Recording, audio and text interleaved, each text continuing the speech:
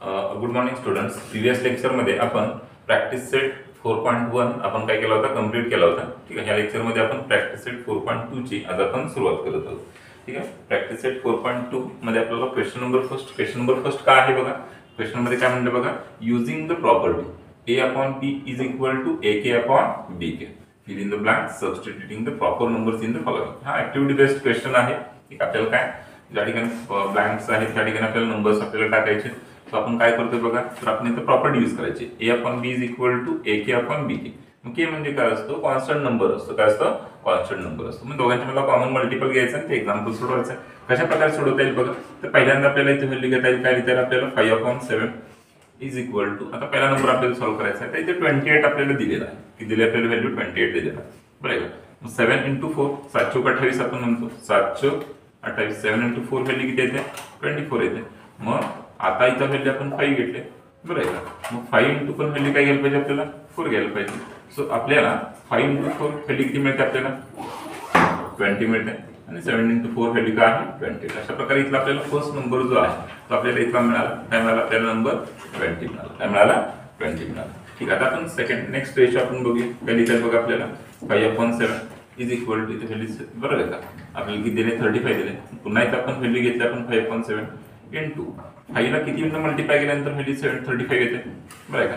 आपल्याला माहिती आहे 5 7 35 असते. 5 × 7 व्हॅल्यू काय येते, 35 येते. बरं, आता 5 ला जर का 7 न मल्टिप्लाय केलं असेल तर 7 ला पण कशाने मल्टिप्लाय करायला पाहिजे, 7 न मल्टिप्लाय करायला पाहिजे. ओके, बरं. सो आपल्याला व्हॅल्यू आपल्याला मिळेल, काय मिळेल, बरं आहे का, इथे व्हॅल्यू 35/49. सो आपल्याला इथला नंबर मिळाला. किती नंबर मिळाला आपल्याला, 49 मिळाला. त्यानंतर आपण पुढचा पार्ट आपण बघूया. पुढचा पार्ट कोणता आहे, ठीक आहे. तर पुन्हा सेम रेशो घ्यायचा, 5/7 इज इक्वल टू, आता इथे व्हॅल्यू, बरं आहे का, तर इथे व्हॅल्यू किती घेतली आहे, बरं आहे का. पुन्हा व्हॅल्यू घेतली आपण इथे किती, 5/7 इंटू इज इक्वल टू, आता इथली व्हॅल्यू किती आली, 3.5 आले, बरं आहे का. 7 ला किती मल्टिप्लाय केल्यानंतर 3.5, 7×5 0.5 न मल्टिप्लाय केल्यानंतर न्यूमरेटरला पण आणि डिनॉमिनेटरला पण 0.5 न मल्टिप्लाय केलं. ओके, मग 5 × 5 व्हॅल्यू किती येते, 25 येते. मात्र पॉईंट एक डेसिमल प्लेस, त्यामुळे इथे एक डेसिमल पॉईंट दिला. अशा प्रकारे इथली पण व्हॅल्यू मिळाली आपल्याला. किती मिळाली आपल्याला, 2.10.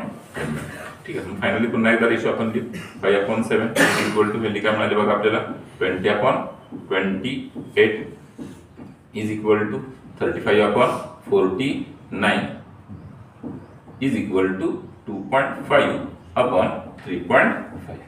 फर्स्ट. सेकंड क्वेश्चन काय आहे बघा, तर 9/14 इज इक्वल टू, आता यामध्ये आपल्याला नंबर्स आपल्याला टाकायचे.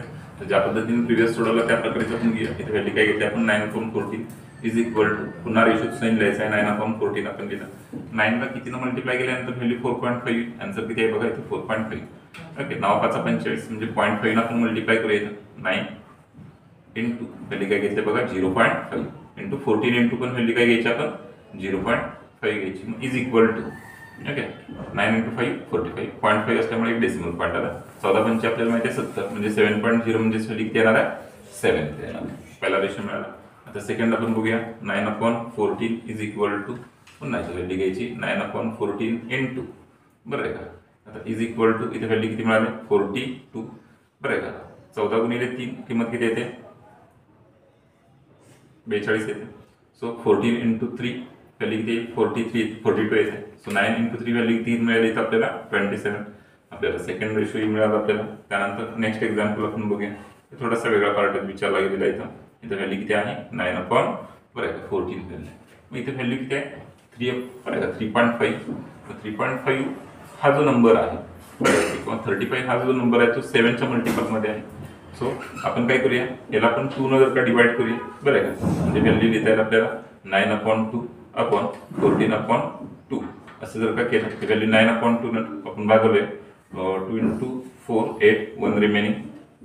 मग पुन्हा आपल्याला काय म्हणता येईल आपल्याला, 2 × 5 10, 4.5 व्हॅल्यू मिळाली. आणि मग इथं व्हॅल्यू किती मिळाली आता आपल्याला, 7 मिळाली. किती व्हॅल्यू मिळाली आपल्याला, 7 व्हॅल्यू मिळाली. ठीक आहे. बरं, आता त्यानंतर पुढचा पार्ट आपल्याला काय करता येईल, इज इक्वल टू, ठीक आहे. पुन्हा आपल्याला माहिती आहे की आता इथं 0.5 आपण जर का मल्टिप्लाय केलं आपल्याला व्हॅल्यू इथे किती दिले बघा, बरं आहे का. तर 3.5, 7 ला 7×5 35 आपण म्हणतो. 7 × 0.5 जर का केलं तर व्हॅल्यू किती मिळते, 3.5 केलं तर 4.5 ला पण किती मल्टिप्लाय केलं 0.5 ने मल्टिप्लाय केलं तर आपल्याला काय मिळणार पर्टिक्युलर रेशो आपल्याला इथे मिळेल. ठीक आहे. सो आपल्याला इज इक्वल टू पहिले आपल्याला काय म्हणता येईल बघा 5 5 25 25 अशी 5 चे गेले 2 5 20 आणि 2 22 बरोबर आहे.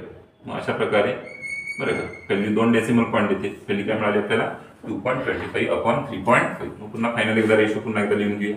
पहिली काय मिळाली बघा 9/14 is equal to 4.5 upon ratio काय मिळाला होता आपल्याला 7 मिळाला होता इज इक्वल टू इथली व्हॅल्यू आपल्याला सेकंड रेशो काय मिळाला बघा इथं 27/42 is equal to last value काय मिळाली 2.25 अपॉन 3.5 व्हॅल्यू आपल्याला मिळाली.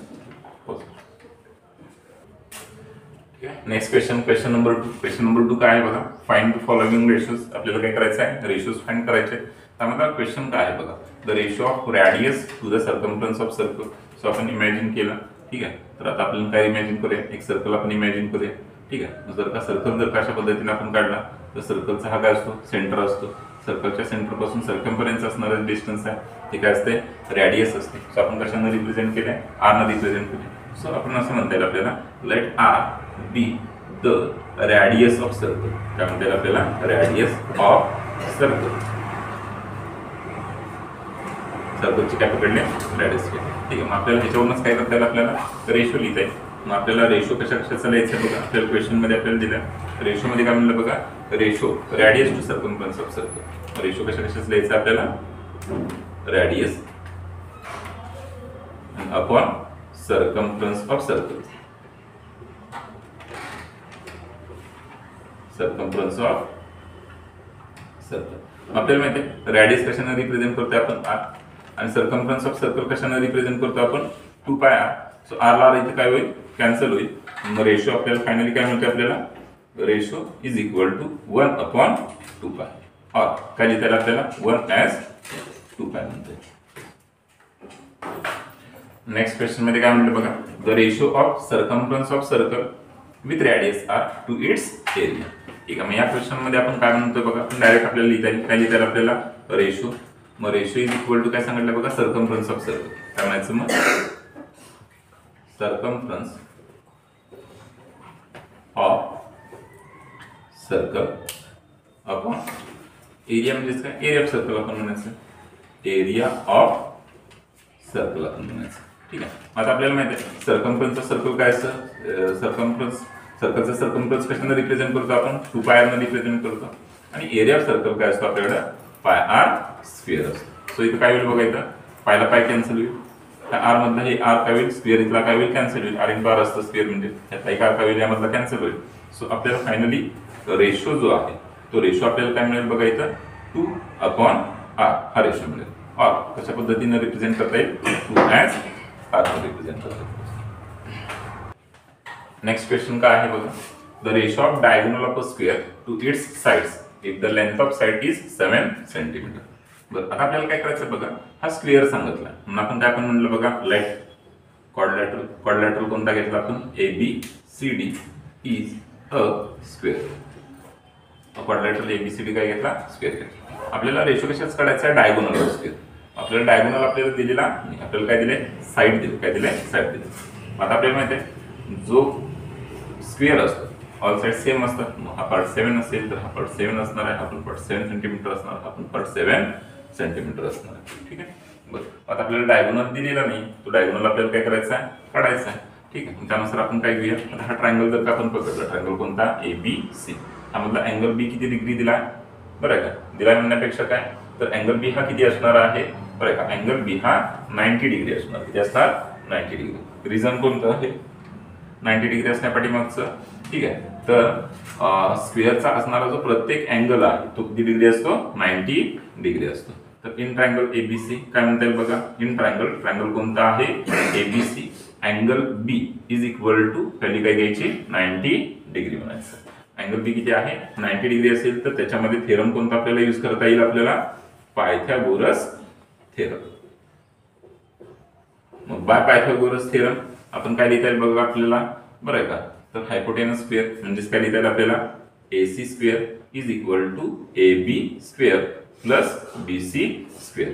सो हायपोटेनस आपल्याला AC आपल्याला त्याचा डायगोनल येतो. तो AC स्क्वेअरची व्हॅल्यू आपल्याला काढायची आहे. AB ची व्हॅल्यू किती दिली बघा 7 स्क्वेअर प्लस BC ची व्हॅल्यू पण किती आहे 7 square. So AC square is equal to value किती मिळेल आपल्याला 49 प्लस 49. मग आपल्याला AC is equal to value किती मिळाले 98. Sorry AC square is equal to 98. मग पुन्हा खाली काय आपण म्हणू taking square route.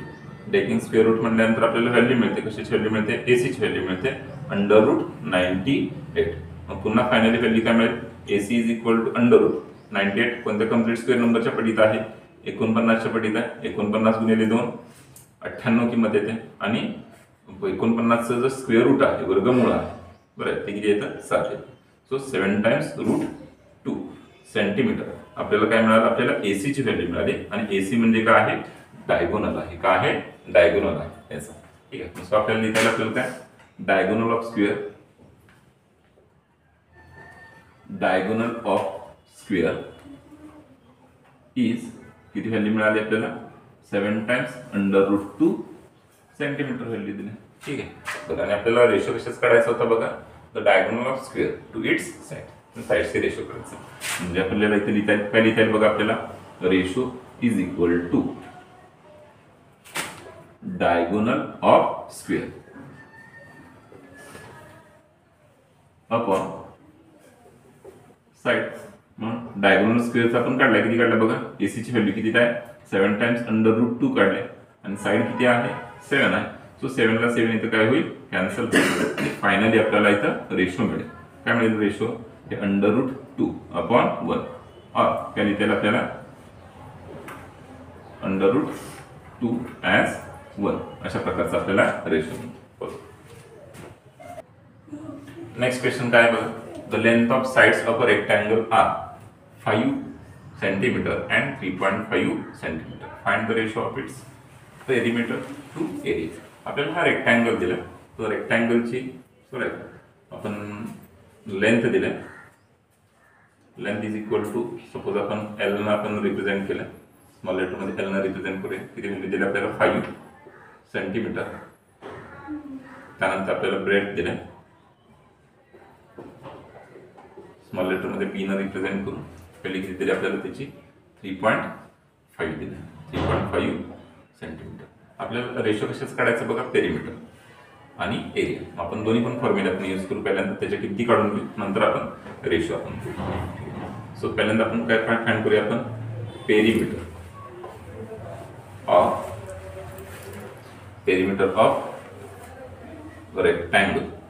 Perimeter of rectangle साठी काय फॉर्म्युला असतो 2 in bracket length plus breadth is equal to 2 in bracket length किती आहे बघा 5 प्लस breadth किती आहे 3.5 मग is equal to 2 into okay 5 plus 3.5 5 plus 3 8 म्हणजे व्हॅल्यू किती मिळाली 8.5. आता यांची मल्टिप्लिकेशन घेऊया 25 10 0 रिमेनिंग 1 28 16 प्लस 1 17. सो आपल्याला व्हॅल्यू किती मिळाली आपल्याला 17 सेंटीमीटर. ओके ही व्हॅल्यू आपल्याला कशाची मिळाली आपल्याला पेरिमीटर ऑफ रेक्टँगल आपल्याला मिळाली. त्यानंतर आपण काय करूया एरिया ऑफ रेक्टँगल फाइंड करूया. कारण एरियाचा आपल्याला पेरिमीटरचा आणि एरियाचा रेशो काढायचा. एरिया ऑफ रेक्टँगल मग area of rectangle is equal to काय फॉर्म्युला असतो आपला length into breadth is equal to length value किती आहे बघा त्याची 5 इनटू व्हॅल्यू काय आहे 3.5. सो पुन्हा व्हॅल्यू काय मिळेल तर 5 into यांची मल्टिप्लिकेशन करूया 5 into 5 व्हॅल्यू किती मिळते 25 5 रिमेनिंग सॉरी 5 प्लस केलं 2 रिमेन 5 into 3 15 15 plus 2 17 17.5 अशा प्रकारे आपल्याला रेशो मिळाला. ठीक आता आपण फायनली पोहोचलो. ठीक आहे. तर पेरिमीटर ऑफ रेक्टँगल साठी व्हॅल्यू किती दिली आली बघा पेरिमीटर ऑफ रेक्टँगल साठी व्हॅल्यू किती आली 17 आले अपॉन एरिया ऑफ रेक्टँगलची व्हॅल्यू किती आली 17.5 17.5. याला आपण सिम्प्लिफाय करूया. डेसिमल पॉईंट घालवायचं असेल तर कशानं न्यूमरेटरला आणि डिनॉमिनेटरला किती मल्टिप्लाय करावं लागेल 10 न मल्टिप्लाय करायला लागेल. तर 17 into 10 आणि 17.5 into व्हॅल्यू काय मिळेल 10 मिळेल. याची व्हॅल्यू काय मिळेल 170 अपॉन 175 व्हॅल्यू मिळेल. सो अजून पुन्हा पुढे कशाने सिम्प्लिफाय करू शकतो बघा 5 पासून भागात जात होते 5 3 15 राहिले 2 5 20. ठीक आहे. त्यानंतर पुन्हा 5 3 15 आणि 5 5 25. सो 5 ला 5 तिथे कॅन्सल झालं आणि फायनली आपल्याला हा रेशो आपल्याला मिळतो. किती मिळतोय? 34/35 ऑर काय म्हणता येईल आपल्याला 34/35 हा आपल्याला रेशो मिळतो. Okay, thank you.